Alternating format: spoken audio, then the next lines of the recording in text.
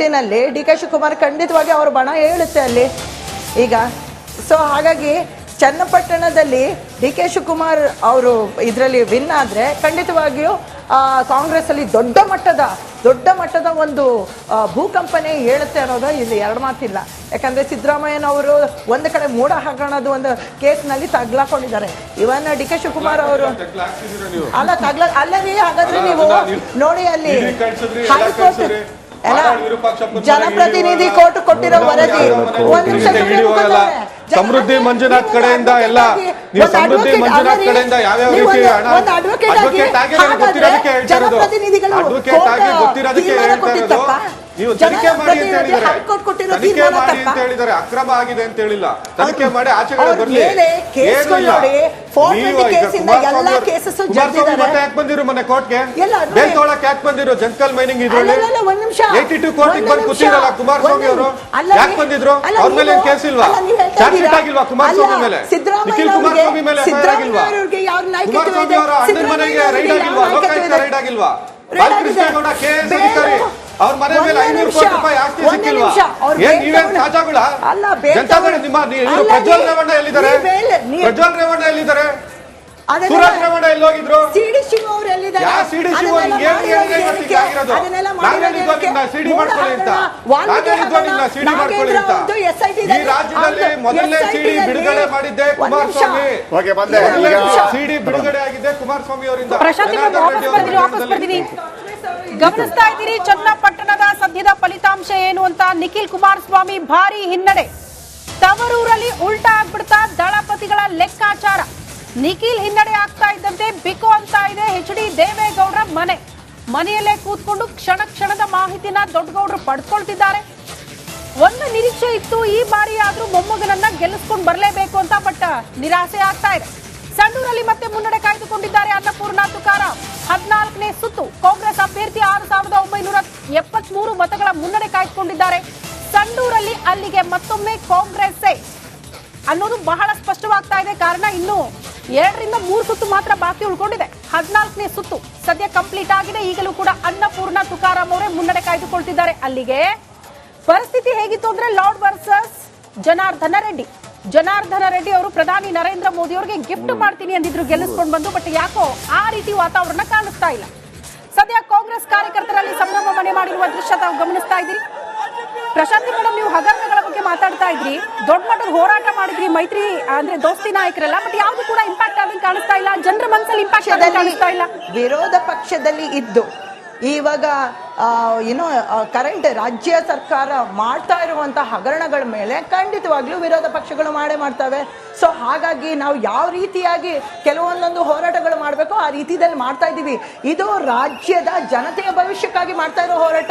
ಇದು ಪಕ್ಷ ನೋಡಿಕೊಳ್ಳುವ ಪಕ್ಷಕ್ಕಾಗಿ ಹೋರಾಟ ಅಲ್ಲ, ರಾಜ್ಯದ ಜನತೆಗೆ ಒಪ್ಕೊಳ್ಬೇಕಾಗಿತ್ತು. ಒಪ್ಕೊಂಡಂಗೆ ಕಾಣಿಸ್ತಾ ಇಲ್ಲ. ಮತ್ತೆ ಕಾಂಗ್ರೆಸ್ ಕಡೆಗೆ ಸಂಡೂರಲ್ಲಿ ಮತ್ತೊಮ್ಮೆ ನೋಡಿ 5 ಸುತ್ತಿನ ಮತ ಎಣಿಕೆ ಇನ್ನ ಬಾಕಿ ಉಳ್ಕೊಂಡಿದೆ. ಸಂಡೂರಲ್ಲಿ 42,652 ಮತ ಎಣಿಕೆ ಮಾತ್ರ ಈಗ ಬಾಕಿ ಉಳ್ಕೊಂಡಿರೋದು. ಬಟ್ ಈಗಲೂ ಕೂಡ ಅಲ್ಲಿ ಅನ್ನಪೂರ್ಣ ತುಕಾರಾಂ ಅವರೇ ಮುನ್ನಡೆ ಕಾಯ್ದುಕೊಂಡಿದ್ದಾರೆ. 6,000ಕ್ಕೂ ಹೆಚ್ಚು ಮತಗಳ ಅಂತರ. ಬಂಗಾರು ಹನುಮಂತ ಅವರು ಹಿನ್ನಡೆ ಕಾಯ್ದುಕೊಳ್ತಿದ್ದಾರೆ ಸಂಡೂರಲ್ಲಿ.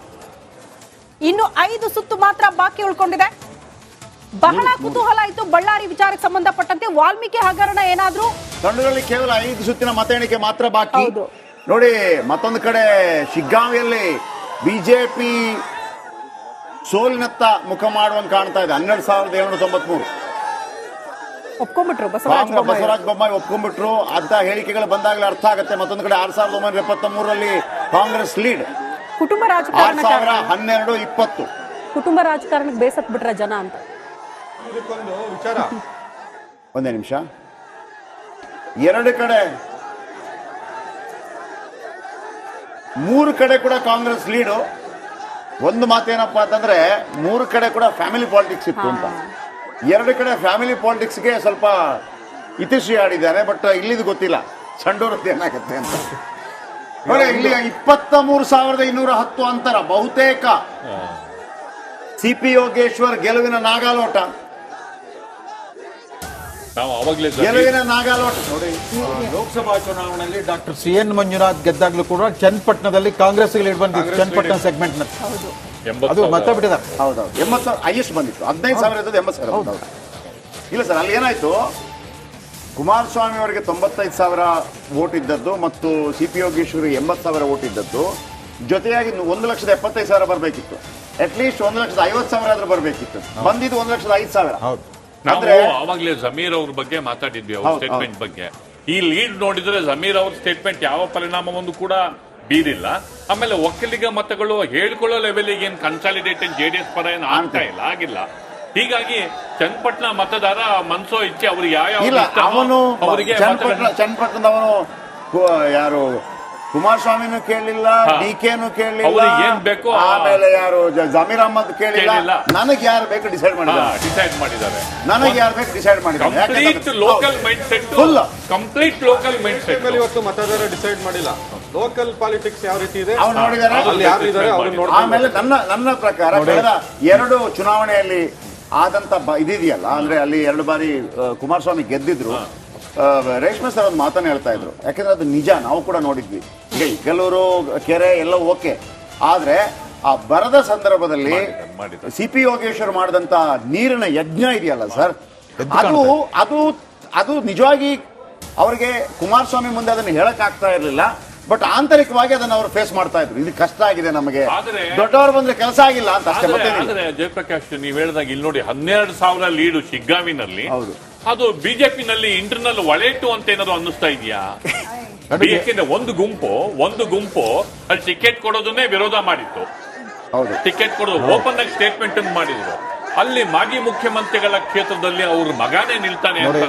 ಇಬ್ರು ಮಾಜಿ ಮುಖ್ಯಮಂತ್ರಿಗಳು ತಮ್ಮ ಪಕ್ಷಕ್ಕಿಂತ ತಮ್ಮ ಕೌಟುಂಬಿಕ ಹಿತಾಸಕ್ತಿ ಮುಖ್ಯ, ಕೌಟುಂಬಿಕ ಸ್ವಾರ್ಥ ಮುಖ್ಯ ಅಂತ ಹೊರಟಿದ್ದು ಅವ್ರಿಗೆ ದೊಡ್ಡ ಪಾಠ ಕಲಿಸ್ತಾ ಇದ್ದಾರೆ ಮಂತ್ರಿ. ರಾಜಕಾರಣದ ಎಕ್ಸ್ಪೋಜರ್ ಇಂದ ತಮ್ಮ ಮಕ್ಕಳನ್ನ ನಿಲ್ಲಿಸ್ಬಿಟ್ಟು ಪದೇ ಪದೇ ಪ್ರಯೋಗ ಮಾಡೋದು ರಾಜಕೀಯಕ್ಕೆ ಬರಬಾರ್ದು ಅಂತ ಭರತ್ ಬೊಮ್ಮಾಯಿ ಅವ್ರದ್ದು ಹಂಗೆ ಕಾಣಿಸ್ತಾ ಇದೆ. ಏನು ಅಂದ್ರೆ ಇದನ್ನ ಕಾಂಗ್ರೆಸ್ ಸರ್ಕಾರ ಅಧಿಕಾರದಲ್ಲಿದೆ, ಹಣ ಚೆಲ್ಬಿಟ್ಟಿದ್ದಾರೆ ಅಂತ. ಬೊಮ್ಮಾಯಿ ಅವರು ಪೂರ್ತಿ ಕೇಳಿಸ್ಕೊಳ್ಳಿ. ಬೊಮ್ಮಾಯಿ ಅವರು ಮುಖ್ಯಮಂತ್ರಿ ಆಗಿದ್ದಾಗ ಶಿಗ್ಗಾಂವ್ ಹಾಂಗಲ್ ಬೈ ಎಲೆಕ್ಷನ್ ಆಗಿತ್ತು. ಶಿಗ್ಗಾಂವ್ ಪಕ್ಕದಲ್ಲೇ ಇದ್ದಿದ್ದು ಹಾಂಗಲ್ನ ಅಳಿಯ ಬೊಮ್ಮಾಯಿ ಅವರು. ಅವ್ರು ಬಂದು ಪ್ರಚಾರ ಮಾಡಿ ಮುಖ್ಯಮಂತ್ರಿಯಾಗಿ ಅಲ್ಲೇ ಠಿಕಾಣಿ ಹುಡುಗರು ಕೂಡ ಅಲ್ಲಿ ಗೆಲ್ಲಿಲ್ಲ. ಅಷ್ಟೇ ಅಲ್ಲ, ಲೋಕಸಭಾ ಚುನಾವಣೆಯಲ್ಲಿ ಪ್ರಹ್ಲಾದ್ ಜೋಶಿ ಅವರಿಗೆ 10,000 ಮತಗಳ ಹಿನ್ನಡೆ ಆಯ್ತು ಶಿಗ್ಗಾಂವ್ನಲ್ಲಿ. ಬೊಮ್ಮಾಯಿ ಅವರು ಅವತ್ತಾದ್ರೂ ಎಚ್ಚೆತ್ಕೋಬೇಕಾಗಿತ್ತು. ಬಿಜೆಪಿ ಬೊಮ್ಮಾಯಿ ಅವರ ಕಾಲಾವಧಿಯಲ್ಲಿ ಕಾಂಗ್ರೆಸ್ ಬಿಜೆಪಿಗೆ ಹಿನ್ನಡೆ ಆಯ್ತು. ಅದ್ರಲ್ಲಿ ಬೇರೆ 66ಕ್ಕೆ ಬಂದು ನಿಂತಿರೋದು ಇದೆಯಲ್ಲ, ಆಮೇಲೆ ಯಾರು ಎಚ್ಚೆತ್ಕೊಳ್ಳಿಲ್ಲ. ಹೈಕಮಾಂಡ್ ಕೂಡ ತಲೆನೇ ಕೆಡಿಸ್ಕೊಳ್ಳಿಲ್ಲ ಸರ್. ಹೈಕಮಾಂಡ್ ಕೂಡ ತಲೆನೇ ಕೆಡಿಸ್ಕೊಳ್ಳಿಲ್ಲ ಕರ್ನಾಟಕ ರಾಜಕೀಯದ ಬಗ್ಗೆ. ಈಗ 3 ಕ್ಷೇತ್ರ ನೋಡಿ ವೀಕ್ಷಕರೇ, ದೇವೇಗೌಡರ ಕುಟುಂಬಕ್ಕಿದ್ದ ಪ್ರಭಾವಳಿಗೆ ದೊಡ್ಡ ಡ್ಯಾಮೇಜ್ ಮಾಡಿದ್ದು ಅವರ ಇನ್ನಿಬ್ರು ಮೊಮ್ಮಕ್ಕಳು ಸಿಕ್ಕಾಕೊಂಡು ಪ್ರಕರಣಗಳಿದ್ವಲ್ಲ ಲೋಕಸಭಾ ಚುನಾವಣಾ ಸಂದರ್ಭದಲ್ಲಿ, ಅದು ದೇವೇಗೌಡರ ಕುಟುಂಬದ ಒಟ್ಟಾರೆ ವರ್ಚಸ್ಗೆ ದೊಡ್ಡ ಡ್ಯಾಮೇಜ್ ಮಾಡ್ಬಿಟ್ಟಿದೆ. ನಿಖಿಲ್ ಕುಮಾರಸ್ವಾಮಿ ಅರ್ಥ ಮಾಡ್ಕೋಬೇಕಾಗಿತ್ತು. ನಮ್ಮ ಕಸಿನ್ಸ್ ಇಬ್ರು ಜೈಲ್ಗೆ ಹೋಗಿ ಬಂದ್ರು, ಒಬ್ರು ಜೈಲಲ್ಲಿ ಉಳ್ಕೊಂಡಿದ್ದಾರೆ, ಜೈಲಿಂದ ಹೊರಗೆ ಬಂದಿದ್ದಾರೆ. ತೀರಾ ಮುಜುಗರಮಯವಾದ ಪ್ರಕರಣಗಳು ಅವ್ರು ಸಿಕ್ಕಾಕೊಂಡಿದ್ದಾರೆ. ಇವನ್ ರೇವಣ್ಣ ಕೂಡ ನಾನು ಗೆಲ್ಲೋದಕ್ಕಿಂತ ನಮ್ಮ ಕುಟುಂಬದ ವರ್ಚಸ್ ಮರುಸ್ಥಾಪಿಸಬೇಕು ಅನ್ನೋದು ಪ್ರಜ್ಞೆನೇ ಬರಲಿಲ್ಲ. ಮತ್ತೆ ಏನೂ ನಡೆದಿಲ್ಲ ಅನ್ನೋ ತರ ಬಂದಲ್ಲಿ ಕೂತ್ಕೊಂಡ್ರೆ ಜನಕ್ಕೂ ಕೂಡ ಗೊತ್ತಾಗುತ್ತೆ. ಈ ತರ ಇವ್ರ ರಾಜವಂಶದ ಮಕ್ಕಳನ್ನ ಬೆಳೆಸ್ಕೊಳ್ತಾ ಹೋದ್ರೆ ನಾವು ಅವರು ಅಡ್ಡದಾರಿ ಹಿಡಿದ್ರೆ ಏನ್ ಮಾಡೋದು ಅಂತ.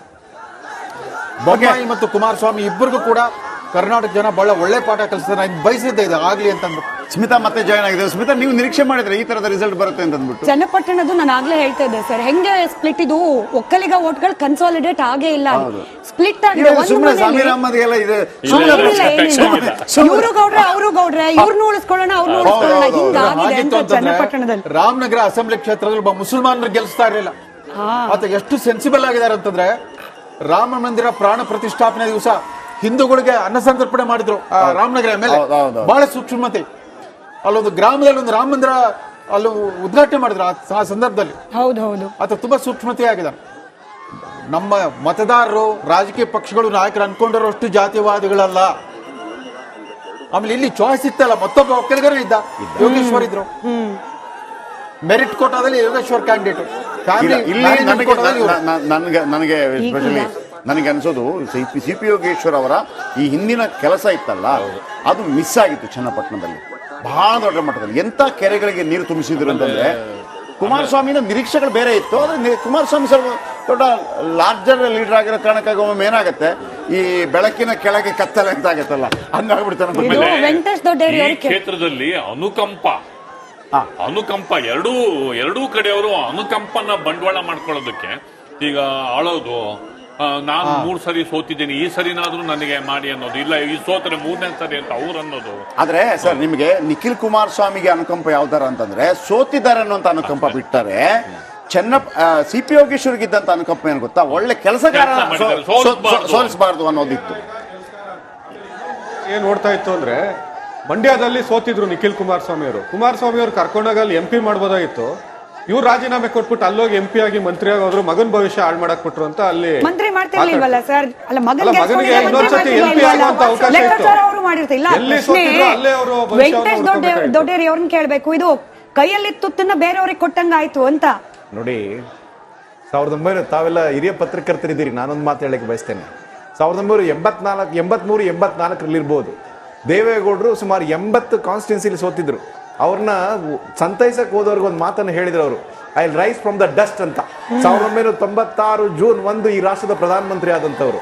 ನಮ್ಮ ಏನು ಭರತ್ ಬೊಮ್ಮಾಯಿ ಅವರಿದ್ದಾರೆ ಅಥವಾ ನಿಖಿಲ್ ಕುಮಾರಸ್ವಾಮಿ ಅವರೇ ಭಾರಿ ಭವಿಷ್ಯ ಇದೆ. ಅವರು ಸನ್ನಡತೆ ಇರ್ತಕ್ಕಂಥ ರಾಜಕಾರಣಿಗಳಾಗ್ತಾರೆ. ಈ ಭವಿಷ್ಯವನ್ನ ದೇವೇಗೌಡರ ಚರಿತ್ರೆ ನೀವು ಅರ್ಥ ಮಾಡ್ಕೊಂಡಿಲ್ಲ. ಜವಾಹರ್ಲಾಲ್ ನೆಹರು ಕಾಂಗ್ರೆಸ್ ವಿರುದ್ಧ 2 ಸಾರಿ ಪಕ್ಷೇತರ ಅಭ್ಯರ್ಥಿ ಆಗೋರು, ಅಸೆಂಬ್ಲಿಗೆ ಆರಿಸಿ ಬಂದರು ದೇವೇಗೌಡರು. ಮುಂದೆ ಅವ್ರ ಮಕ್ಕಳು ಮೊಮ್ಮಕ್ಕಳು ಬಂದ್ಮೇಲೆ ಅವ್ರು ಹಳಿ ತಪ್ಪಿಟ್ಟಿದೆ ದೇವೇಗೌಡ ಕುಟುಂಬದ ರಾಜಕಾರಣ. ಇವರಿಬ್ಬರು ಯುವಕರು ಏನಿದ್ದಾರೆ ಅವರು ಬಹಳ ಸಜ್ಜನರಿದ್ದಾರೆ, ಭಾರಿ ಭವಿಷ್ಯ ಇದೆ. ಮುಂದಿನ ದಿನಗಳಲ್ಲಿ ಕೂಡ ಅವ್ರಿಗೆ ಜನ ಅವ್ರ ಕೈ ಹಿಡಿತಾರೆ, ಅವರು ಈ ಒಂದು ರಾಜ್ಯದ ಅಭಿವೃದ್ಧಿ ಪಥದಲ್ಲಿ ಭಾಗಿಯಾಗ್ತಾರೆ ಅನ್ನೋ ಒಂದು ಮಾತನ್ನ ನಾನು ಬಲವಾಗಿ ನಂಬಿದ್ದೇನೆ. ಮಾಡ್ಕೊಂಡ್ಬಂದ್ರು ಅಂದ್ರೆ ನಾನು ಹೇಳ್ತೀನಿ ಸರ್, ಇಲ್ಲಿ ಇವರು ಕುಟುಂಬ ರಾಜಕಾರಣ ಅನ್ನೋ ಒಂದು ಪ್ಲೇ ಕಾರ್ಡ್ ಇಟ್ಕೊಂಡ್ ಬಂದಂತವ್ರು ಕಾಂಗ್ರೆಸ್ ಅವರು. ಅವ್ರ ಕಡೆ ಎಷ್ಟು ಜನ ಕುಟುಂಬದವ್ರು ಇದಾರೆ ಅವ್ರು ಹೇಳೋದಿಲ್ಲ ಯಾರಿಗೂ. ಪ್ರತಿ ಒಬ್ರು ನೀವು ನೋಡಿದ್ರು ಲಕ್ಷ್ಮೀ ಹೆಬ್ಬಾಳ್ಕರ್ ಮಗ ನಿಲ್ಸಿದ್ದಾರೆ, ಆಮೇಲೆ